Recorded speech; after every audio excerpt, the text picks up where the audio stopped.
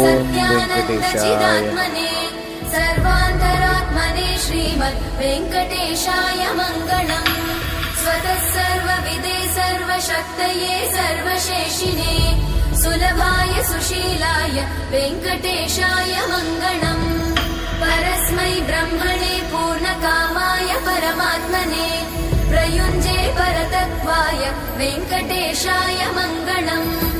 आकालतत्त्वमशान्तमात्मनामनुपश्यताम् अतृप्त्यमृतरूपाय वेङ्कटेशाय मङ्गलम्। प्रायस्वचरणौ पुंसां शरण्यत्वेन पाणिना कृपया दिशते श्रीमद् वेङ्कटेशाय मङ्गलम्।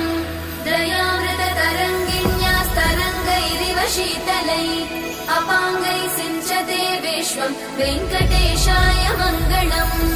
स्रग्भूषां